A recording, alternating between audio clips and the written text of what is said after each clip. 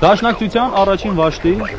մի մասը, մի քանի դասակներ, մնացին ընդունեցին պոստերը։ Պոստերը պայեցին մինչև առավոտ, ոչ մի սարսափելի հարձակում չեղավ։ Հաջորդ օրը պոստերն եկել ընդունել են։ Իմ դասակն եկել ընդունել պոստերը։ Ուրեմն պոստի կանգնած ժամանակ ականապատեցինք ճանապարհը, շատ հարմար տեղ ընտրեցին։ Բարեհաջող պոստերը հանձնեցինք, սնայպերն աշխատեց մեր ընդունած ժամանակ, հա եւ Էջմիածնի խումբն մեզ հետ աշխատել։